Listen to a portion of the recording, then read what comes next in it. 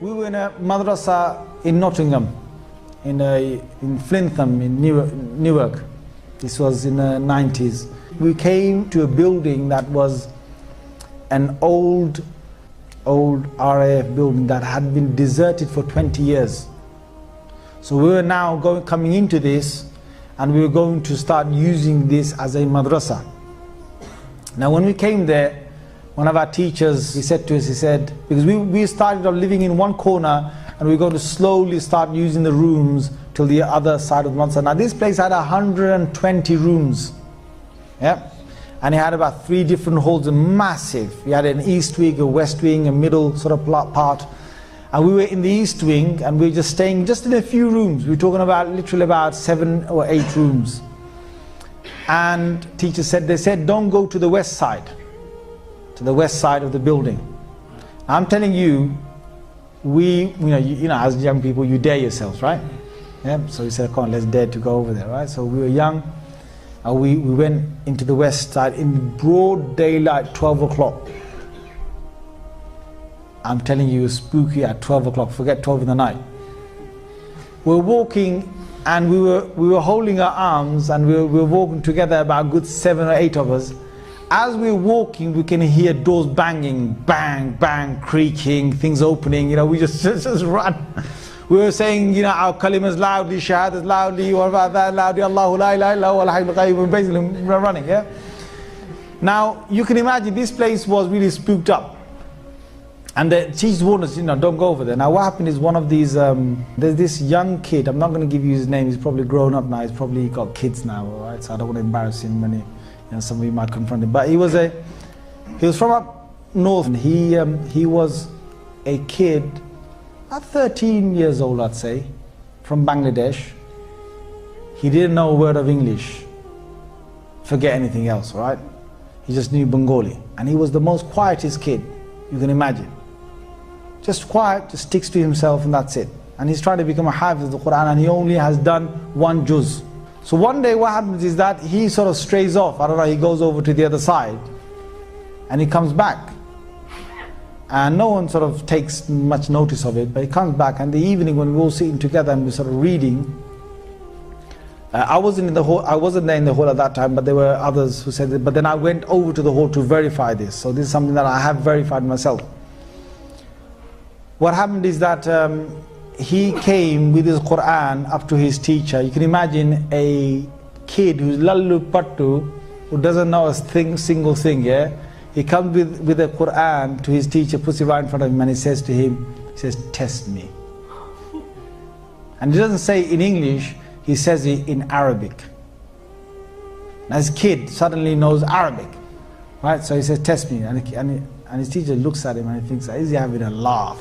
You know, those days, you know, the beats were a common thing, right? Thinking, shall I just make spaghetti out of him, you know, like, yeah?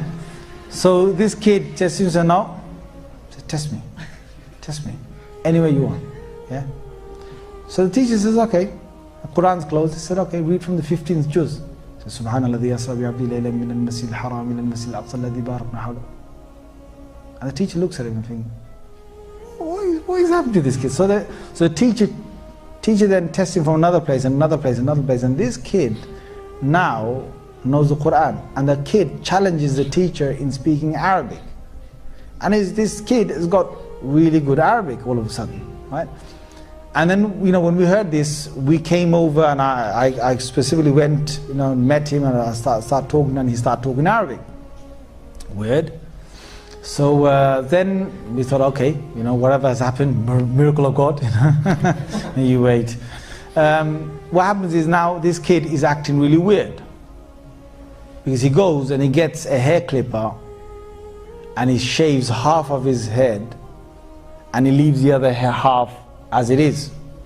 Takes his hat off, walks down the corridor with half of his hair on one side long, and the other half is completely shaven. Now kids are freaking out. Jinn, jinn, jinn, jinn. Right? So then, you know, the teacher grabs hold of him and says, well, you got to basically just shave the other half, so the shave the other half. So we've done that. Now, and he's acting all weird. He's doing things that sort of abnormal. So he then goes to bed, and okay, he's gone to bed. At about 2 in the night, all these kids, there's 6 to a room, and there's 3 bunk beds in every single room. So there's sort of 2 on every sort of bunk bed. 2 in the night, 5 of them from that room, from his room, come running down the corridor, yeah, banging on the principal's door, yeah. Jinn, jinn, jinn, jinn, jinn, jinn. So the principal gets up, says, "What's the matter?" Jinn, jinn, jinn, jinn, jinn. And the principal comes in, and there's only one kid sleeping. It's that one kid, the one that shaved his head, right? The one that knows Arabic all of a sudden now. Yeah, he said, "What's wrong?" He said, "Nothing." So they go back. He said, go back. Puts the ball in bed, comes back. And he says, after a little while, these kids are screaming back again. Down the corridor, knocking on his door, jinn, jinn, jinn. So he said, what is it that's happening? They go, when we go into our bed places, yep. Imagine this guy's name is Imran. I'm just making up, I'm not saying his real name, yeah? Imagine his name is Imran or something.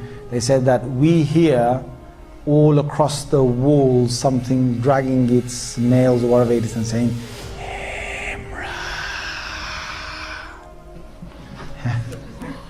so basically they just obviously leapt out of their beds, yeah, came straight to the principal. Now this went on all night, yeah, him taking them to their beds, then basically coming back. So then the morning came, and the main sort of teacher, Mullah Fadl Rahim Sahib, he called him over, and I was there serving breakfast. Now what's common is in exorcism is that you would recite something, and when you recite it, you're able to, when you recite something, some part of the Quran, then the jinn gets affected because they can't stand the Quran, and then they will like leave, or they will beg to leave. In this case, this jinn was a believing jinn, and this jinn was a hafiz of the Quran, and this jinn knew Arabic. So when the teacher was reciting something on, and trying to recite something to blow on it, the jinn inside this human being was reciting the adverse ayah to break the effect of that. It was not any common jinn that was in here, and I'm sitting there watching this. So the shaykh is reciting, and this jinn is undoing whatever recitation he's doing. And it was, the shaykh said, إِنَّ الَّذِينَ فَتَنُوا الْمُؤْمِنَ وَالْمُسْلِمَانَ لَمْ يَتُوبُوا فَلَهُمْ عَذَابُ جَهَنَّمَ وَلَهُمْ عَذَابُ الْحَرِيقِ. And this other jinn from inside will recite something else. So it's undoing whatever the shaykh was saying. So after a while, when the students sort of left the room, I asked the shaykh confirmed that this is what he's doing. And then the shaykh said that the only way to actually get rid of the influence is to take this young boy back to his hometown and to leave him there for 1 month. He said the reason why this has happened, and these guys, I'm saying this, that you won't believe in this unless you deal with this. There are certain things that you will not believe in unless you deal with it. So if you've got unbelief in anything I'm saying to you that I'm making Allah witness, whatever I saw, I'm just telling you. You just need to start witnessing some of this yourself, and you start believing in it. So the shaykh himself was able to witness some jinns. And he witnessed a whole group and a family of jinns that had traveled from outside and stayed in that west wing for a month. And he had this feeling that they were there only for 1 month. So he said, if this young boy goes to his hometown, then whatever jinn is, he said there's a young jinn inside him who's a hafiz of the Quran. And if he stays in his hometown, the boy stays in his hometown, then the jinn will automatically leave because his family are leaving this west wing after a month. So we took him home, and as we were taking him, my God, I was sitting next to him on his left hand side in a car. He was right in the middle. He wanted to, he was going to open the door when we were going 70 miles an hour. He reached to open the back door, the car door. And the teacher stopped him, and the teacher gave him a good shouting. And then he basically stayed there until we got to the place. We left him in his home for 1 month. After 1 month he came back, and he was the same docile kid you knew. Looked down while he walked, never knew a word of English or Arabic, and only knew 1 juz of the Quran. قل أوحي إلي أنه استمع نفر من الجن فقالوا إنا سمعنا قرآنا عجبا يهدي إلى الرشد فآمنا به ولن نشرك بربنا أحدا.